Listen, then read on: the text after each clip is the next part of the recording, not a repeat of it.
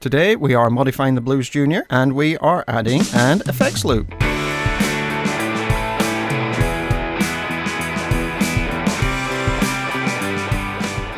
We've got our Blues Junior on the bench. I've already pre-drilled the send and return here at the back, so that's all good. And then I'm going to run screen cable down underneath the grey cables and bring it in onto this part of the board here. And then this is where I'm going to mount the board itself. There's a hole here, and so that's where I'm going to screw the board, onto the lower board, so it's going to be a mezzanine board just higher up. I put screening on the bottom to reduce crosstalk, so it's got a ground plane, and then the cables will come in through this direction here onto the board, and try and keep it all as low noise as possible, given that this is the low noise end of the board and I don't want to transfer some electromagnetic energy from the power supply end over onto this end and get some hum coming in.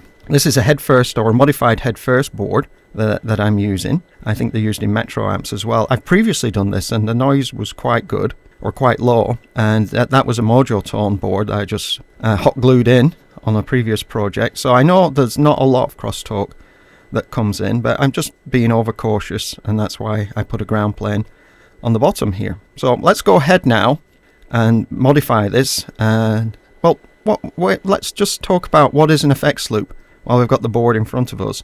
Effects loop is essentially comes out of one of your preamp stages, the one before the phase inverter. It's an attenuator and a buffer, and that prepares the signal for the pedals that you're going to put in the effects loop. And then on the other side, it's an amplifier and a little bit of filtering, and that re-prepares the signal for the phase inverter section of the amplifier. So it looks like it's supposed to be transparent, so when there's no effects in place, the signal will go through, gets down converted, not down converted, but the voltage reduced and then the voltage amplified, and there should be no effect on the signal as it goes through the effects loop. Okay, let's go ahead now and start to wire this thing in. First of all, I'll build up the board, and then we'll check in after that.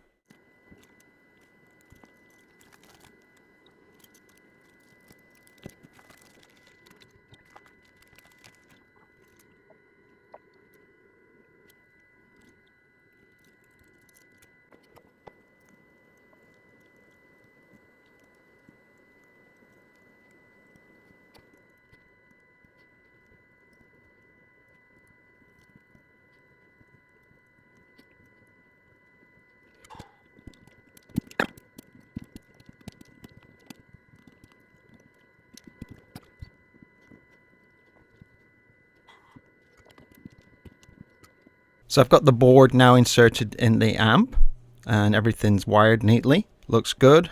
I've not observed any noise or interference or hum. I was particularly worried about signal from the power supply section over here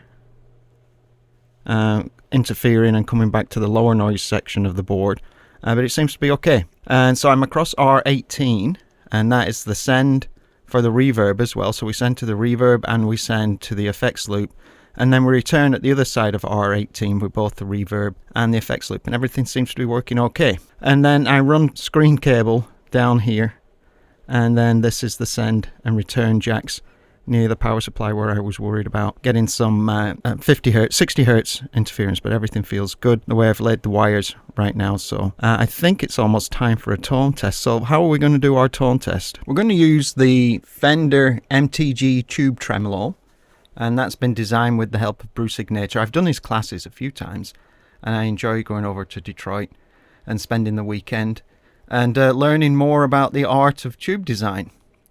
So this is a tube-based tremolo made by Fender, so I thought that, well, this is an appropriate pedal to put into our effects loop. I could have picked a reverb, but there's already a reverb in the amp.